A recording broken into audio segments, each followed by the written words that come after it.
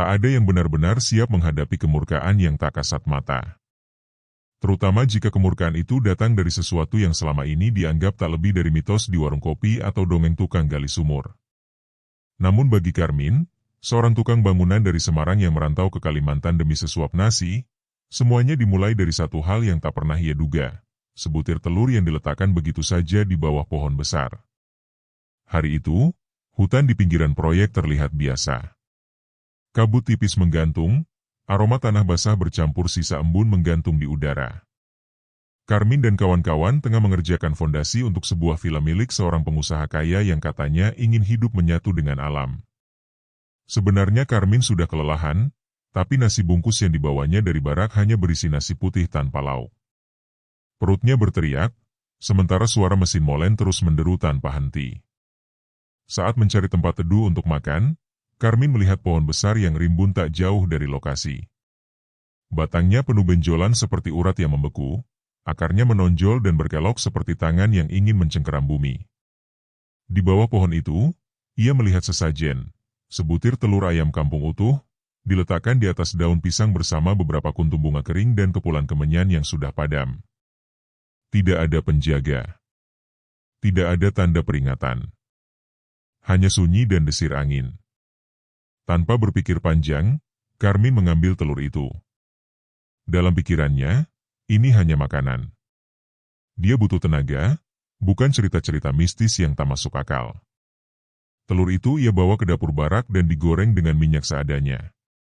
Rasanya gurih, bahkan lebih gurih dari telur manapun yang pernah ia makan. Tak ada yang tahu. Tak ada yang curiga. Namun malam itu, tidurnya tidak tenang. Ia bermimpi tangannya berubah menjadi sisik seperti ular. Ia melihat kulitnya mengelupas satu persatu, jatuh ke tanah dan menyatu dengan lumpur. Di mimpinya, ada bisikan lirih, bahasa yang tidak ia kenal, namun terasa menusuk ke dalam kepala. Ia terbangun dengan peluh dingin, tapi menganggapnya hanya bunga tidur. 2 hari kemudian, saat sedang mencampur semen, ia merasa gatal luar biasa di kedua tangannya.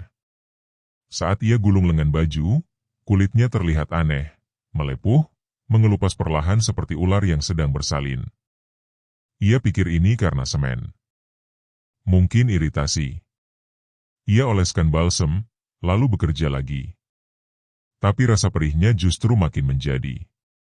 Malam harinya, kulit itu terkelupas seperti serpihan cat dinding. Bentuknya aneh, seperti sisik. Dia memutuskan istirahat dari pekerjaan. Selama tak menyentuh semen, luka itu perlahan membaik. Kulit tangannya kembali mulus, seolah tak pernah ada yang terjadi. Ia lega.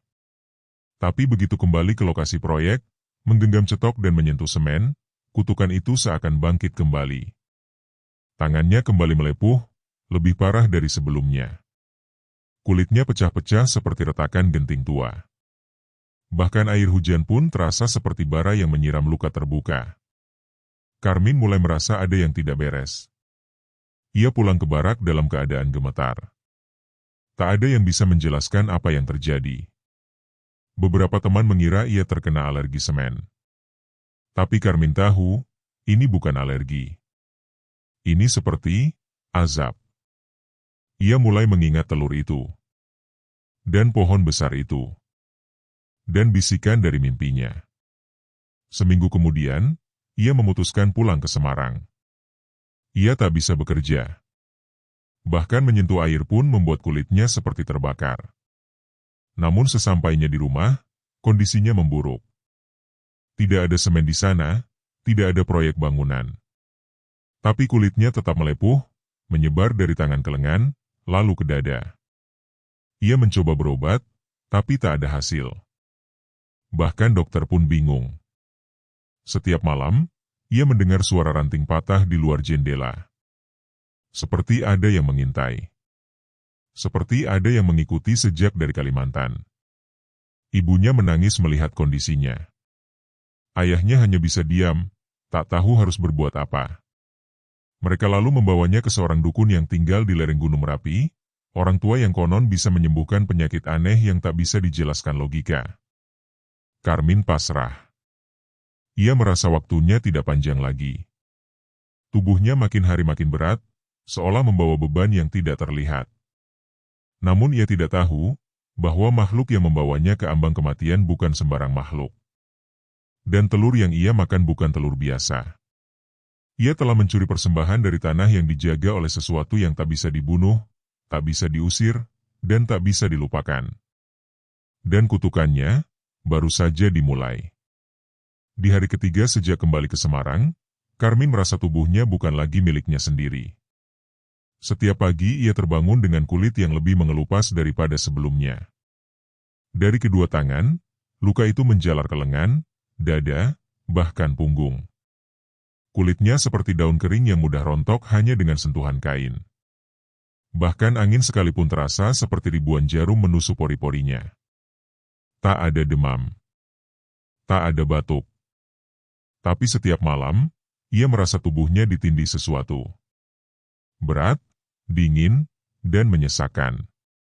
Seolah ada makhluk yang sengaja duduk di dadanya, mengintip wajahnya dari jarak sangat dekat. Bau anyir dan aroma tanah basah yang pernah ia cium di hutan Kalimantan kini hadir di kamarnya sendiri.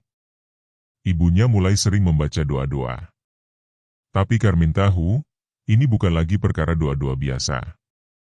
Waktu tidurnya diisi mimpi buruk yang selalu sama. Ia berdiri di tengah hutan Kalimantan, dan dari balik semak-semak, keluar sesosok bayangan tinggi besar. Mata merah menyala, lidah menjulur panjang ke tanah, dan tangan yang kurus menjulur ke arahnya sambil membawa telur pecah berisi cairan hitam pekat. Dan suara itu, suara asing namun menusuk jiwa, menggumam tanpa henti. Seolah mengejar kutukan yang ia terima. Telur itu bukan untuk manusia. Telur itu bukan untukmu. Kau telah mencuri bagian dari perjanjian kami. Wajah Karmin semakin pucat. Rambutnya mulai rontok satu demi satu. Suara serak, tubuh melemah, dan kulitnya kini mulai menebal seperti sisik. Ibunya menjerit saat mendapati kulit pundak Karmin bisa dikelupas seperti lapisan plastik. Ayahnya hanya berdiri dengan wajah kehilangan akal. Mereka akhirnya membawa Karmin ke dukun tua di lereng Merapi, bernama Mbah Gino. Orang-orang bilang, ia bisa bicara dengan roh gunung, bisa menyembuhkan penyakit yang datang dari dimensi lain. Malam itu, mereka menempuh perjalanan naik mobil tua menuju desa kecil di kaki gunung.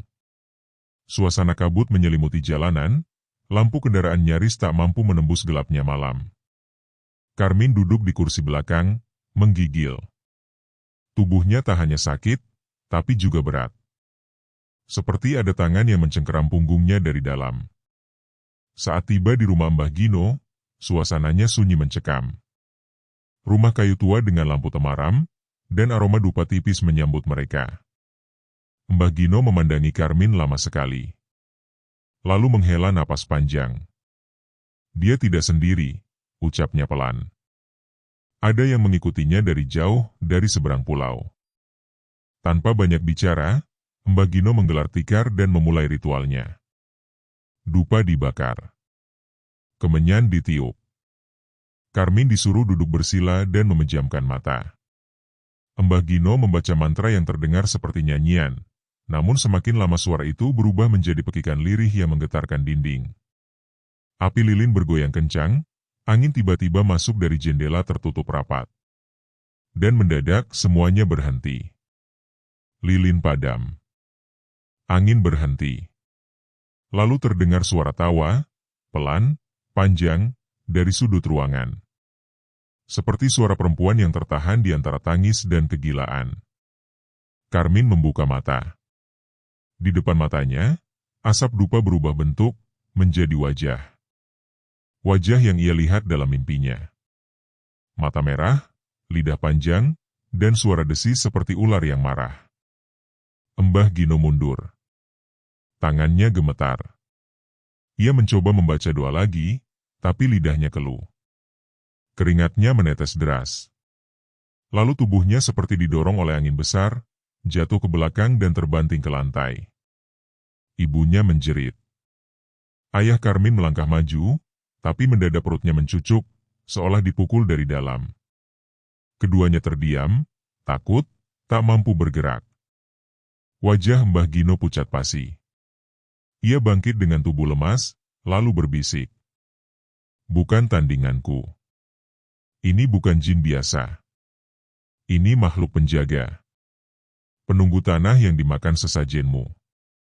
Kau telah merampas haknya. Dan dia mengikutimu sampai ke sini, melintasi laut, membawa dendam yang tidak akan padam kecuali dibayar. Karmin menangis. Untuk pertama kalinya, ia menangis. Bukan karena rasa sakit di kulit, tapi karena takut. Takut hidupnya akan habis sebelum sempat menebus kesalahan. Ia memohon kepada Mbah Gino agar menolongnya. Namun dukun tua itu hanya bisa menunduk. Kau butuh lebih dari sekadar kemenyan dan doa. Makhluk ini ditarik oleh keinginan. Dia akan tetap bersamamu, kecuali seseorang dengan kekuatan lebih besar menariknya pergi. Malam itu, mereka pulang dengan tubuh Karmin makin parah.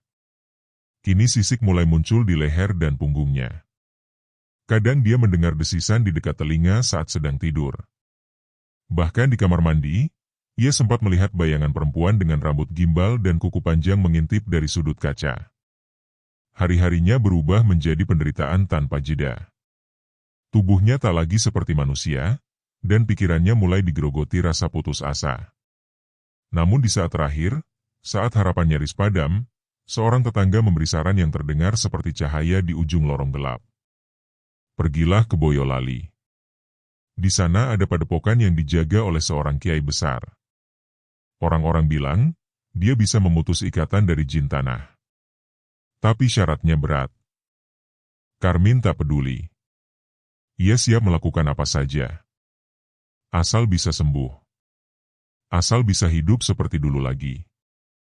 Asal bisa tidur tanpa merasa dikejar, dikerat, dan dijerat oleh sesuatu yang tak punya wajah pasti. Pagi berikutnya, dengan tubuh dibalut kain agar tidak terkelupas saat tersentuh angin, Karmin berangkat menuju Boyolali. Ia tak tahu apakah ini akhir atau awal penderitaan. Tapi satu yang pasti, ia tidak sendiri dalam perjalanan itu. Sebab dari kejauhan, di atas mobil yang membawanya, seekor burung hitam melayang rendah, mengawasi. Dan bayangan panjang dari makhluk penjaga tanah Kalimantan, terus menguntitnya. Ia tiba saat langit menguning, menjelang maghrib. Padepokan itu tidak besar, hanya bangunan kayu sederhana dengan halaman tanah yang bersih. Tapi dari dalam, terasa aura yang berbeda. Hangat namun tajam, seolah ada mata tak terlihat yang menatap dari balik dinding bambu. Kiai yang dimaksud orang-orang tidak muncul segera. Karmin harus menunggu lama di Serambi. Hanya ditemani secangkir air putih dan sehelai sajadah tua yang digelar oleh seorang santri tanpa banyak bicara. Tapi Karmin tahu, kesunyian ini adalah ujian. Sebab tubuhnya mulai terasa gatal seperti dililit ribuan duri halus, dan dari sela-sela kukunya, muncul garis-garis hitam yang menebal seiring detak jantungnya. Padepokan itu berdiri di tengah hamparan sawah Boyolali yang menghijau, seolah menenangkan jiwa yang guncang. Tapi ketenangan itu hanya tipuan. Sebab langkah Karmin terasa makin berat, seiring suara angin yang kini membawa bisikan. Bukan suara manusia, bukan pula desir biasa, melainkan desi samar seperti suara lidah ular menyusup ke dalam pikirannya. Saat malam benar-benar turun, suara langkah berat terdengar dari dalam. Seorang lelaki tua dengan jubah putih, sorban kusam, dan mata yang dalam seperti sumur tua, akhirnya keluar. Ia tidak menatap Karmin langsung. Ia hanya berjalan perlahan, duduk di depan, dan menutup matanya. Lalu, semua menjadi sunyi. Tiba-tiba, tubuh Karmin berguncang sendiri. Tanpa sebab, kedua tangannya bergerak seperti meronta. Lehernya seperti dicekik oleh tangan tak kasat mata. Ia tidak bisa bernapas.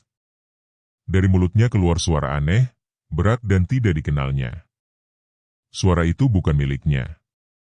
Tapi seolah keluar dari tenggorokan seseorang, atau sesuatu, yang menumpang di dalam tubuhnya. Kiai membuka mata perlahan, menatap Karmin, lalu menghela napas sangat dalam. Makhluk itu tidak mau pergi. Ia merasa berhak atas tubuhmu. Kata-katanya lirih, tapi bergema seperti petir di kepala Karmin. Telur itu, Lanjut sang kiai, bukan sembarang sesajen. Ia adalah perjanjian antara jin penjaga hutan dan manusia yang meminta hasil bumi. Kau memakannya tanpa izin. Maka kau telah mengingkari janji yang bukan kau buat. Dan itu adalah kutukan paling rumit untuk dipatahkan. Karmin hanya bisa menangis.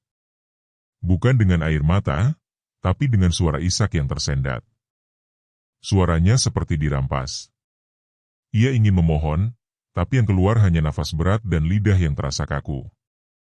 Kiai tidak marah. Tapi wajahnya menunjukkan bahwa pertarungan ini tidak akan mudah. Ia memejamkan mata lagi, meraba udara, dan dari sakunya, ia keluarkan sebilah kayu panjang seukuran jari. Kayu itu tampak biasa, tapi saat disentuhkan ke tubuh Karmin, asap hitam tipis mengepul seketika. Seperti kulit Karmin terbakar dari dalam. Makhluk itu menggeliat. Ia merasa terganggu. Mulai malam ini, ucap Kiai tegas, kau harus menjalani 3 hal. Puasa selama 7 hari, zikir malam tanpa tidur, dan 1 kurban kambing putih dengan mata hitam, bukan sebaliknya. Jika salah satu kau abaikan, makhluk itu akan kembali. Dan kali ini dia tidak hanya mengambil kulitmu. Karmin akhirnya bisa mengangguk meski tubuhnya lunglai. Ia tahu, perjuangannya baru dimulai. Puasa hari pertama adalah siksaan. Perutnya melilit, tapi bukan karena lapar, melainkan karena makhluk itu mengamuk dari dalam.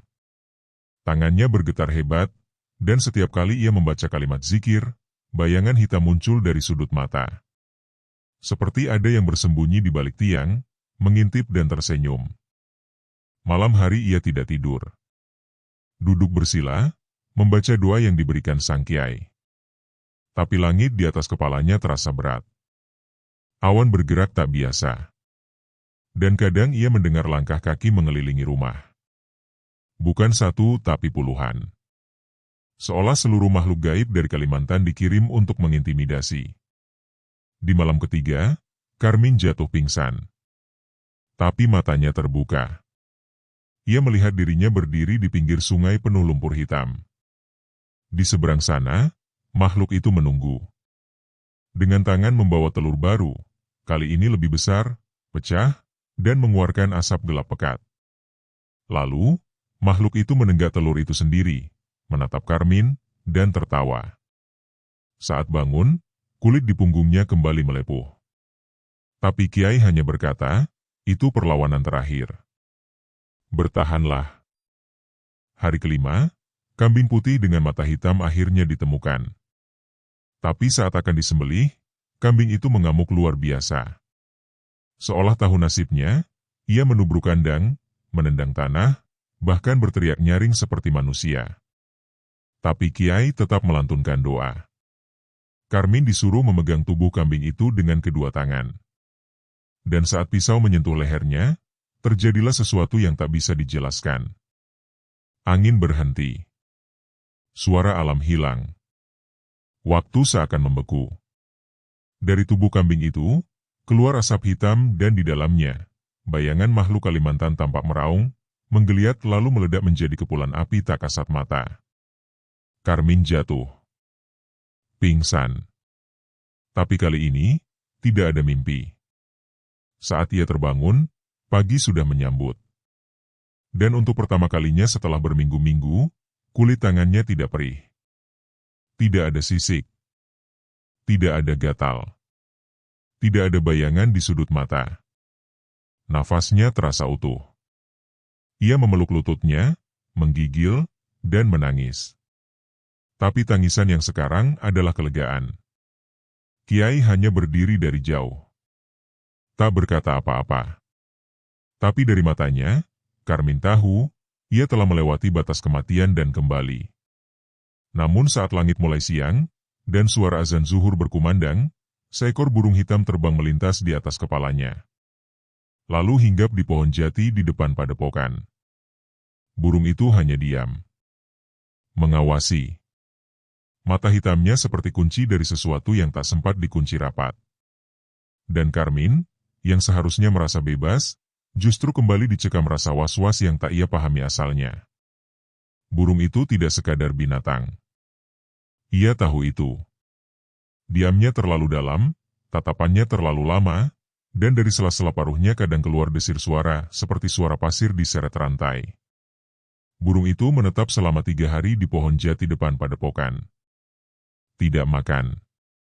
Tidak bergerak. Tapi tidak juga mati. Dan setiap malam, Karmin merasa dadanya sesak lagi. Tangannya yang dulu melepuh kini memang halus, tapi ada rasa panas dari dalam tulang yang perlahan merayap ke arah pundak. Kiai pun memerintahkan Karmin untuk pulang.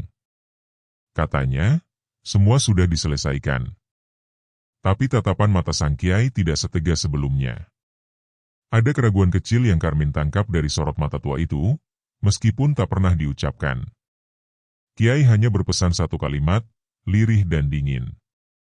Jika burung itu mengikuti pulang, jangan tengok ke belakang.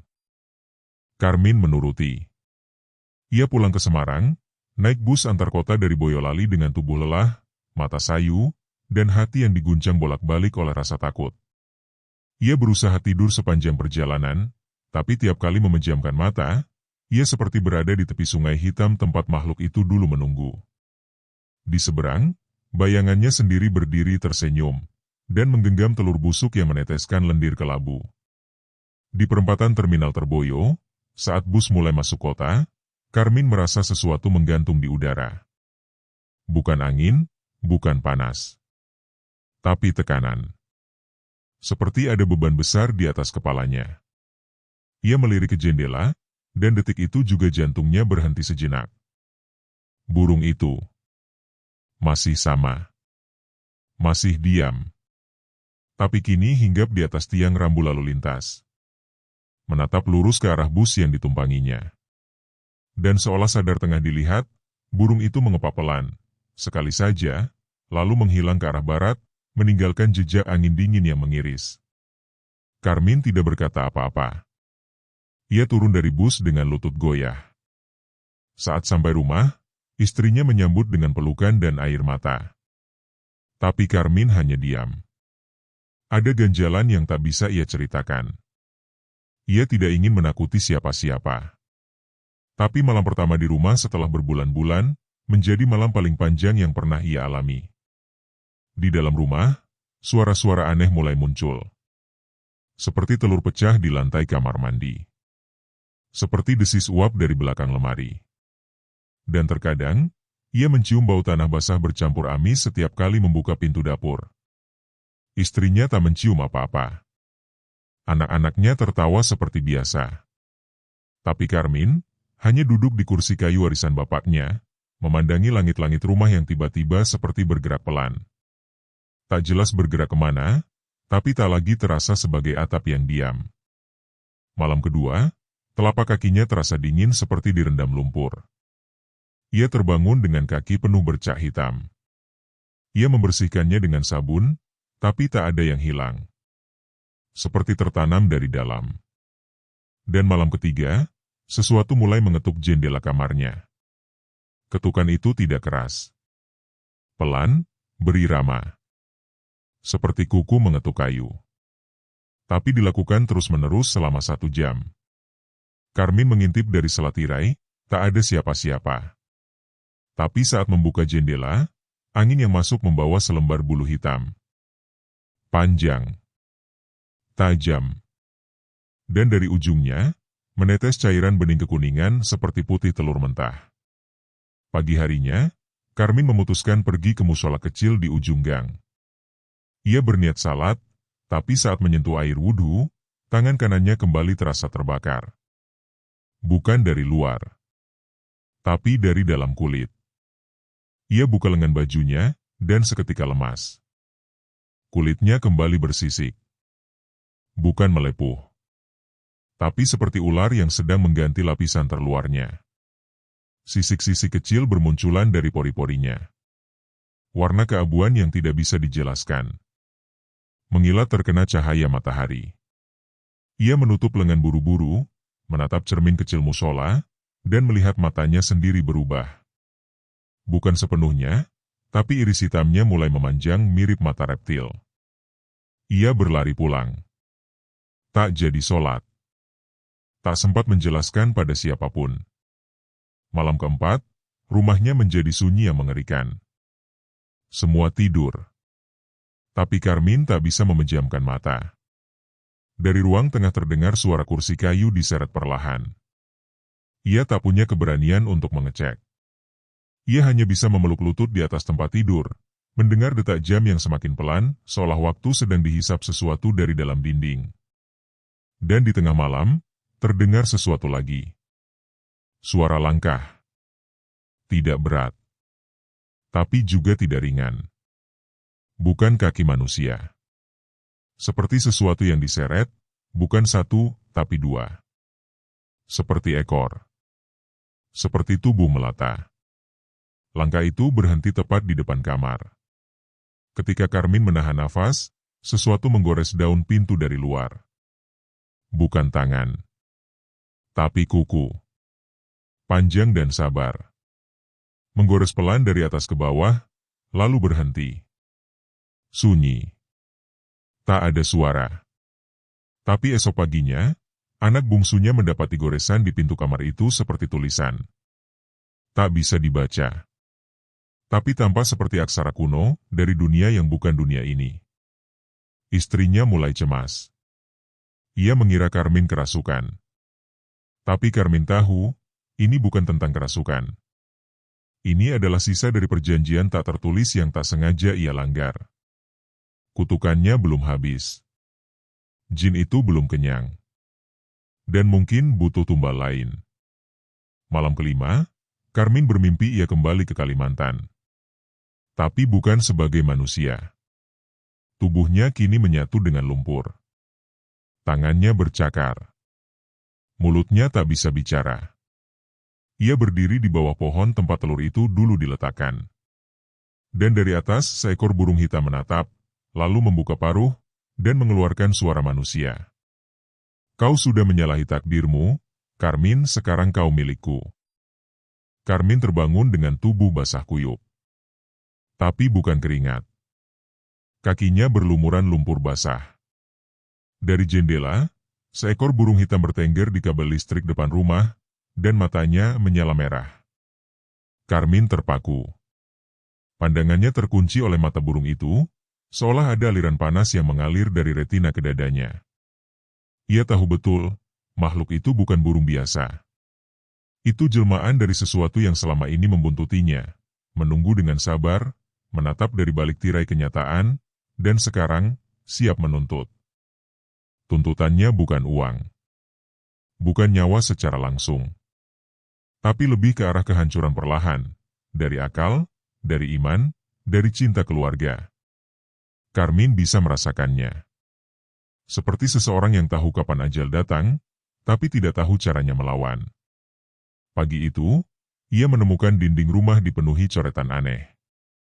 Bukan dengan tinta, tapi seperti goresan kuku di tembok yang lembab.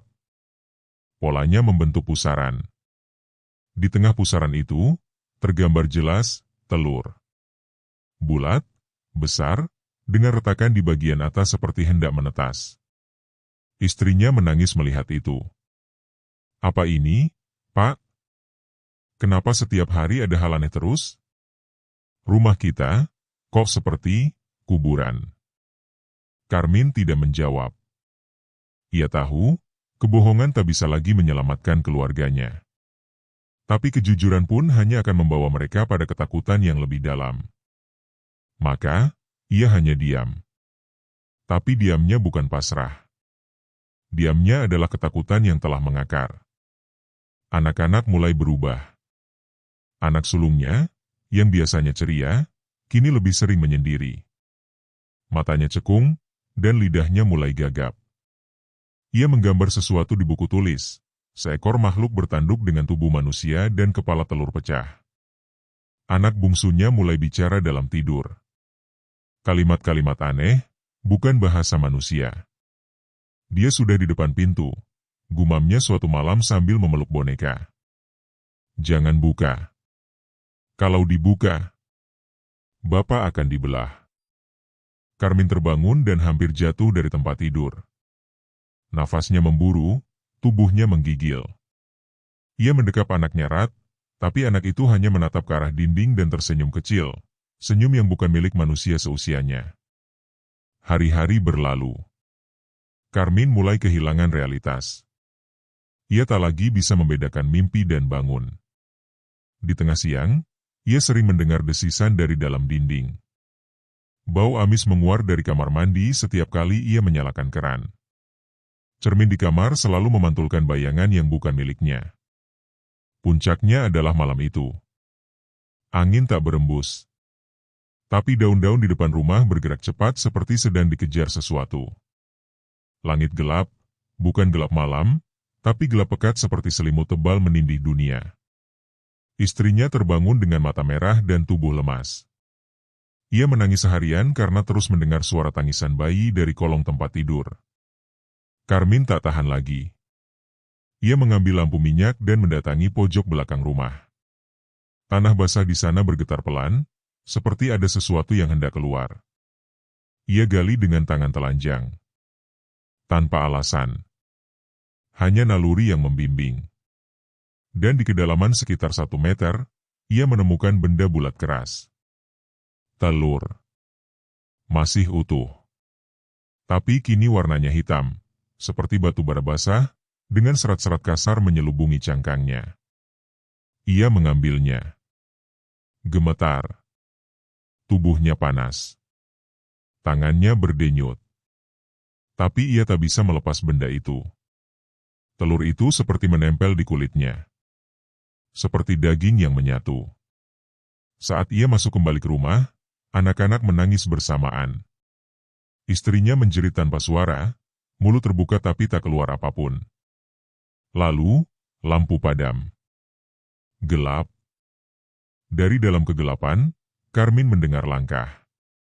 Bukan dari dalam rumah, tapi dari dalam pikirannya. Seperti seseorang yang berjalan di dalam tempurung otaknya, membawa cakar dan bisikan. Kau harus memilih, suara itu bergema dalam kepalanya. Kau atau keluargamu. Salah satu harus menjadi milikku. Kau sudah menyentuh sesajian yang bukan milikmu, maka kini kau harus menjadi bagian dari sajian berikutnya. Carmine terduduk. Tangannya mulai menghitam.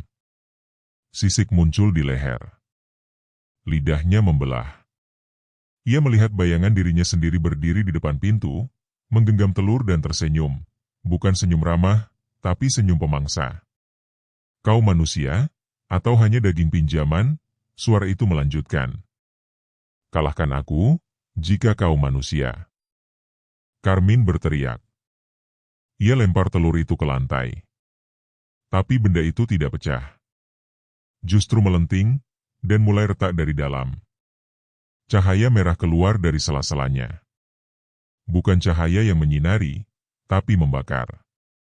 Membakar pikirannya, membakar hatinya, membakar keyakinan bahwa semua bisa diperbaiki. Dan dari retakan itu, muncul wajah. Wajah burung, tapi dengan mata manusia. Ia berputar di udara, lalu menyelinap ke dalam tubuh Carmine melalui mata. Tubuh Carmine terguncang. Istrinya hanya bisa memeluk anak-anak dan membaca doa dengan suara serak. Tapi doa itu tak sampai ke langit. Malam itu, langit tertutup. Tidak ada Tuhan yang mendengar. Tidak ada malaikat yang turun. Hanya kegelapan yang mendekap mereka dari semua arah. Subuh datang dengan tubuh Carmine tergolek di lantai. Nafasnya berat. Tapi ia hidup. Matanya kembali seperti semula. Tangannya lembut. Tapi sesuatu telah hilang. Bukan nyawa. Bukan tubuh. Tapi, keinginan untuk hidup. Ia duduk di ruang tamu dengan pandangan kosong. Istrinya bertanya, tapi ia hanya tersenyum. Anak-anaknya memanggil, tapi ia tak menoleh. Ia hanya menatap ke arah jendela yang kini pecah sebagian, dan di sana, bulu hitam itu masih menempel. Basah. Panjang. Dan mengerikan. Carmine telah kalah. Bukan karena ia tak kuat. Tapi karena ia tak tahu bahwa ketika menyentuh telur sesajen itu, ia bukan hanya mengambil benda. Ia telah membuka pintu. Dan dari pintu itu, sesuatu kini masuk. Bukan hanya ke rumahnya, tapi ke dalam dirinya. Dan selama ia masih hidup, makhluk itu akan terus hidup di dalamnya. Carmine kini hanyalah cangkang kosong. Ia berjalan, bicara, bahkan makan, tapi bukan dirinya yang melakukan semua itu. Di balik kulitnya, ada sesuatu yang lain, sebuah roh purba, tua, dan lapar. Roh itu tak punya nama. Hanya desah, hanya bisik, hanya kehadiran yang pekat dan dingin seperti lumpur kubur yang belum mengering. Hari-hari di rumah itu menjadi beku. Anak-anaknya tak lagi memanggil ayah. Mereka takut. Mereka tahu lelaki yang kini duduk di ruang tengah bukan lagi orang yang sama. Mata Carmine tak lagi memandang, ia menembus. Wajahnya selalu tersenyum, tapi senyumnya tak pernah menghangatkan. Bahkan sebaliknya, senyum itu seperti luka yang tak bisa dijahit. Istrinya, Weni, mulai mengalami gangguan. Ia bicara sendiri, melamun berjam-jam di dapur, dan kadang menangis sambil mencakar wajahnya sendiri di depan cermin. Malam-malam, ia tidur dalam posisi duduk di dekat pintu kamar anak-anak, seolah menjaga mereka dari sesuatu, atau seseorang. Suatu malam, terdengar bunyi gesekan dari langit-langit rumah. Bukan tikus, bukan kucing. Tapi seperti kuku yang menyeret-nyeret genteng. Carmine hanya duduk di pojok ruang, tak bereaksi. Anak-anak meringkuk dalam selimut, dan Weni membaca ayat demi ayat meski suaranya gemetar. Tiba-tiba, sesuatu jatuh dari plafon. Ketika lampu dinyalakan, mereka melihatnya. Seekor burung hitam. Tapi ukurannya sebesar anak kambing. Paruhnya tajam dan kakinya seperti tangan manusia dengan kuku-kuku panjang. Dari matanya keluar cairan merah yang menetes ke lantai. Burung itu mati. Tapi rumah itu tak kembali hidup. Keesokan paginya, Carmine mulai menggali lubang besar di halaman belakang. Ia tak bicara sepatah kata pun. Dengan cangkul yang dipukul berulang, ia seperti orang kerasukan. Dan mungkin memang iya. Tetangga-tetangga mulai mencium bau aneh dari arah rumah Carmine. Bau amis bercampur bau kemenyan basi. Tapi tak ada yang berani mendekat. Mereka tahu cerita lama, tentang tanah Kalimantan, tentang telur sesajen, tentang makhluk penjaga yang tak bisa dilukai, tak bisa dipanggil, hanya bisa ditunggu kedatangannya. Beberapa anak kecil di kampung itu mulai sakit. Demam tinggi tanpa sebab. Mereka mengigau dan menyebut nama yang sama. Pak Carmine. Salah satu anak bahkan menggambar sketsa hitam, sebuah rumah dengan mulut lebar di atapnya, dan dari mulut itu keluar tangan-tangan panjang yang memegang telur. Pada malam keempat sejak kemunculan burung itu, Weni memutuskan untuk pergi. Ia mengepak baju anak-anak diam-diam. Ia tahu, jika ia bicara pada Carmine, maka ia tak akan diizinkan keluar. Atau lebih buruk, Carmine akan membiarkan mereka pergi, tapi makhluk di dalam dirinya tidak. Pukul 2 pagi, saat Carmine tertidur di lantai ruang tengah, Weni membuka pintu perlahan. Namun langkahnya terhenti. Carmine sudah berdiri di ambang pintu. Matanya menatap lurus. Senyumnya lebar. Tapi tubuhnya gemetar, seolah ada dua kehendak bertarung di dalamnya. Ia mengangkat tangannya, menunjukkan benda yang ia genggam, telur. Ini bukan untuk kalian, bisiknya. Tapi kalian yang telah menjadi bagiannya. Weni mundur. Anak-anaknya menangis. Tapi Carmine hanya tertunduk. Maaf, aku sudah kalah. Dan dengan suara retakan keras, telur itu pecah di tangannya. Asap tebal kehitaman menyembur dari dalamnya. Aroma amis, busuk, dan hangus langsung memenuhi seluruh rumah. Cahaya lampu padam, dan pintu depan tertutup sendiri. Dari dalam kabut itu, terdengar suara geraman. Bukan suara hewan. Bukan pula suara manusia. Tapi sesuatu yang diantaranya. Sesuatu yang lapar. Sesuatu yang kembali untuk mengambil apa yang telah dijanjikan. Weni mencoba lari, tapi tubuhnya seperti ditarik. Anak-anak menjerit, lalu tiba-tiba sunyi. Total. Tak ada suara. Tak ada nafas. Dan rumah itu tenggelam dalam diam. Keesokan harinya, rumah Karmin terbakar. Tidak ada yang tahu bagaimana. Tidak ada saksi mata. Hanya api yang menjilat-jilat dinding dan atap, seperti lidah makhluk yang tengah menjilati sisa santapan.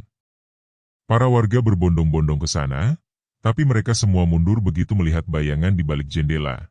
Sosok lelaki bertubuh manusia dengan wajah telur pecah. Rumah itu habis.